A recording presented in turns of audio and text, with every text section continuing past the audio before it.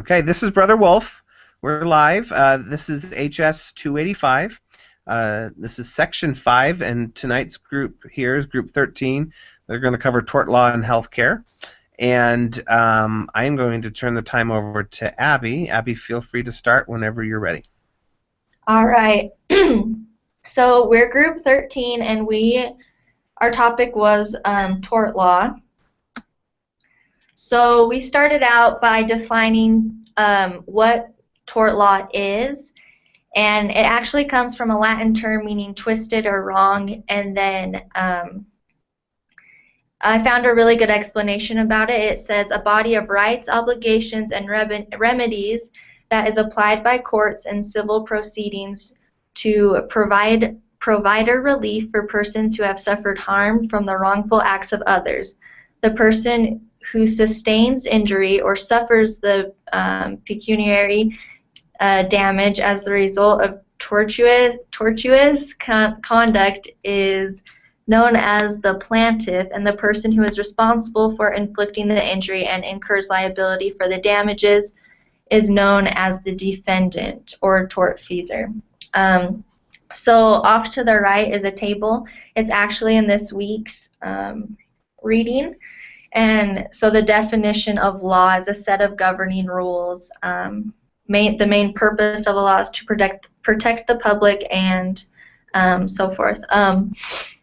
So going on to the next slide, we have tort. In this case, tort is a civil crime or an act that is illegal but is not criminal.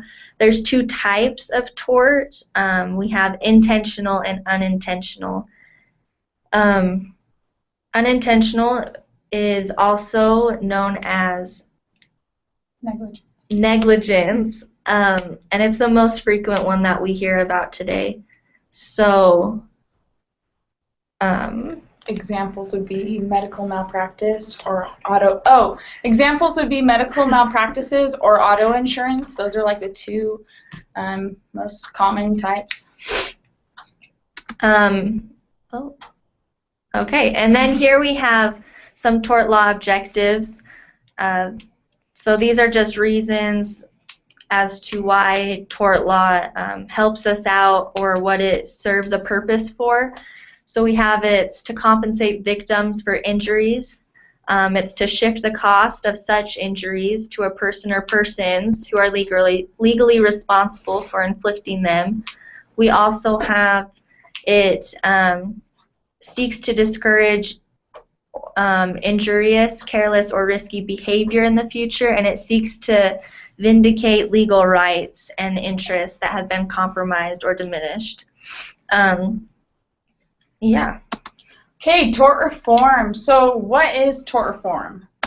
So tort reform is a group of ideas and laws designated to change the way our civil justice system works. Tort reform is often called tort deform by its critics because it sets limits of awards of non-economic damages. And so non-economic damages would be like suffering, or it would include pain, really anything that you don't have a bill for. And so like an example would be, like say you're in a car crash and you have to pay for your car and your medical expenses. So it's going to cost you roughly around $8,000. If you received another $3,000 for pain and suffering, that would be $3,000 of non-economic damages. So each tort reform has they can be different, each law, but they share three goals. So one is to make it more difficult for injured people to file a lawsuit. Two, to make it more difficult for injured people to obtain a jury or trial.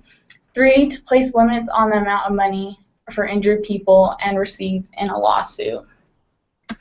So why is tort reform necessary? So this is an extremely controversial issue. The reasons being, like for me personally, I said yes, I'm for tort reform.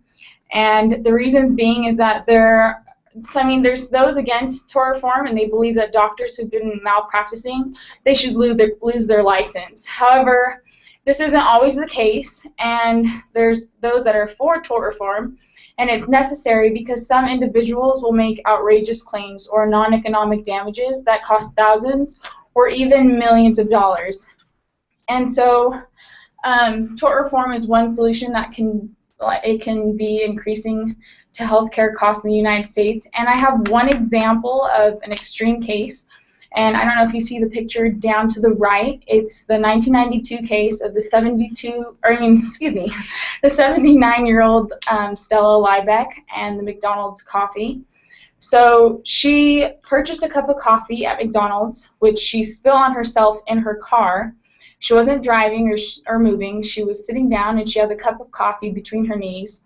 And while she was removing the lid, she was going to put cream in the coffee, and it tipped. And it spilled all over her lap, and she was wearing sweatpants, so it absorbed all of the coffee. And so she suffered third-degree burns, and she required skin grafts on her inner thighs and in other places as well. And she made an allegation towards McDonald's, and she offered to settle the case at $20,000 to cover her medical expenses and the loss of income from her work time off, but McDonald's refused. And so she took them to court further, and because McDonald's has hundreds of claims like this with their coffee. And so the jury was upset because McDonald's was unwilling to correct a policy that had been an issue time and time again. So Ms. Liebeck was awarded $2.9 million. And so it's just things like these cases where they're outrageous. And so tort reform is kind of like a cap where you can stop allegations like claims that are over $250,000. And I know Shelby's going to probably talk about this later with Texas, so we will move on. And this is just a picture of doctors protesting and just going against tort law. So as you can see in the background, like, can a lawyer deliver your baby? Just things like that. It was just a cool picture I found. Okay, so you guys have probably already started forming your own opinions about tort reform and whether you think it's a good or a bad thing. But let's just share with you a couple of the pros and cons. Some pros is that if the tort reform was passed, the courts would spend less because of the number of personal injury lawsuits, and those lawsuits will possibly decline. The injuries will have more time. The juries will have more time to focus in other cases because the number of personal injury lawsuits will also probably decrease. And we'll go more into Texas a little bit in a second. Another pro is that the companies and institutions involved in cases will not pay extra punitive damages. Thus, it gives them a chance to be saved from being sued. Also, another pro is that maybe it's a stretch, but that tort reform would be eco-friendly because the number of potential cases to be filed decreases, so less paper. Yay. Yeah, that's a good And then also some cons is that one, that the injured person will suffer more because of this reform, while the involved person at fault will not face any disciplinary action at all that will result to continuously practice negligence in the future. We definitely don't want doctors out there that aren't being sued for if they're doing wrong things, obviously. And another one is that the statute of limitations will give the injured person a heavy burden additional to their injuries because of the time frame limit.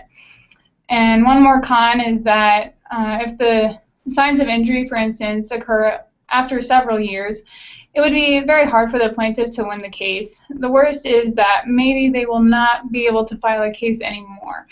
This is because of the time limit. And what if an individual develops cancer after taking a drug for almost a year? He or she could possibly be disqualified to file a personal injury lawsuit because of the time limit being set by the tort reform, isn't it? And so the reason we're talking about Texas is because they're probably the most aggressive. They formed the most aggressive tort reform, and it just came out a little over 10 years ago on September 1st, 2003. And basically what it does is that Texas just said, we're going to place a $250,000 cap on malpractice awards. So if you're injured, $250,000 is the maximum you can get for your lawsuit. And so one Minnesota representative, Michelle Backman, she said that the state of Texas, she thought this was a wonderful thing, that the state of Texas did a wonderful job of lawsuit reform and actually saw medical costs come down, so we know it works. But after I was reading a lot, statistics were showing that although malpractice premiums were decreasing for all the doctors, the settlements and awards have dropped even further. So this kind of shows that some of the main benefactors for the tort reform would be the insurance companies.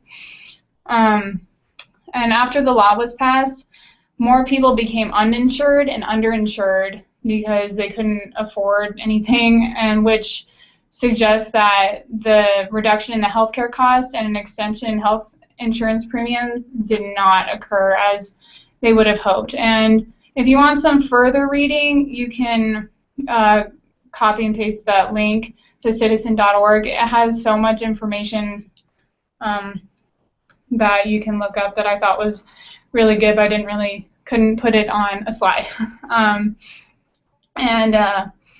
So one of the biggest critics for tort reform are the trial lawyers and also the families that are involved in these cases.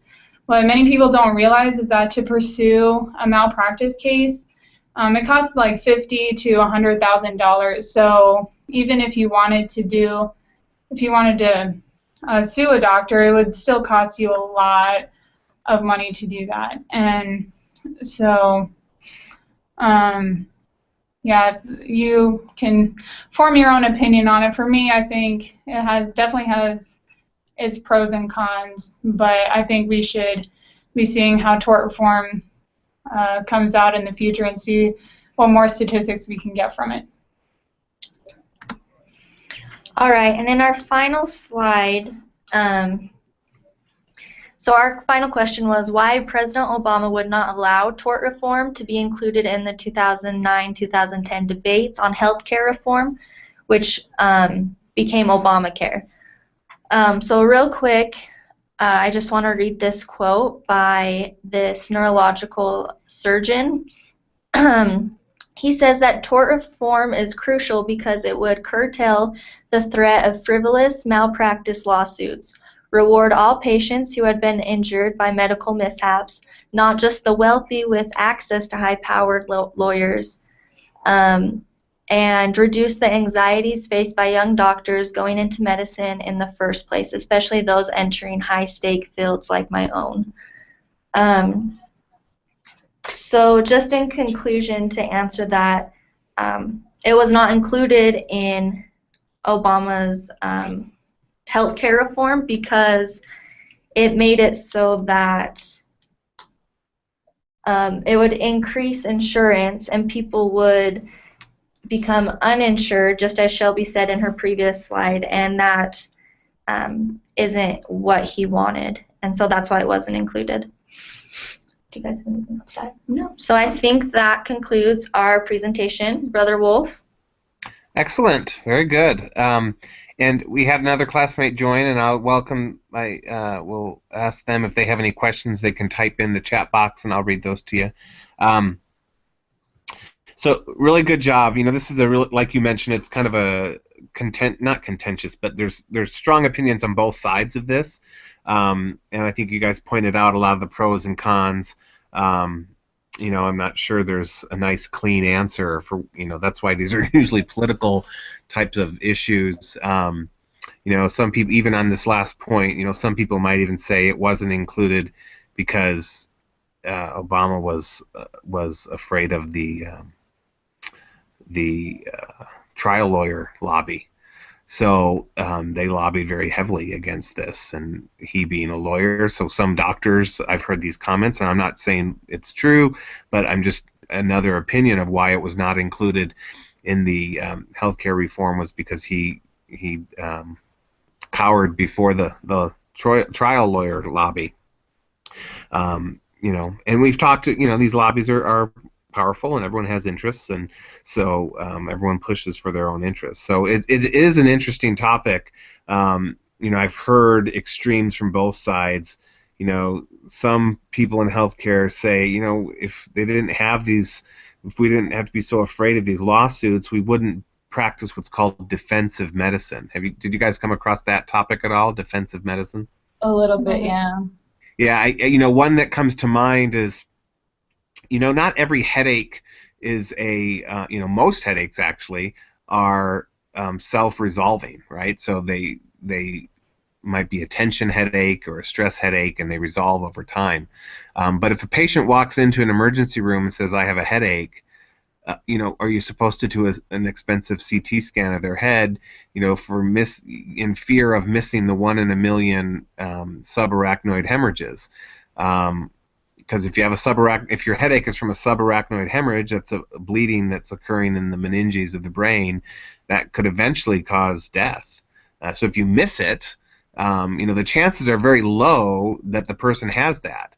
But if you miss it, it's 100% for that person, right? So it's not, you hear these percentages in medicine, and medicine is a practice of numbers. You're kind of playing the number game, saying, look, most people don't have this, so it would kill the system, it would bankrupt the system to do a CT scan for every headache complaint, right? Yeah. But if you miss it, if you miss a terrible occurrence like that, it could kill the person. And so for that person, it was real.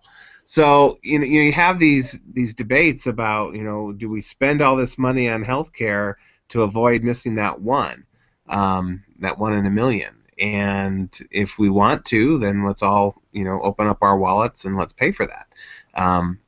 So you have these debates, and then on the other side is, well, what about people who really, they were wronged? They were a patient, they trusted the hospital, they trusted the doctor.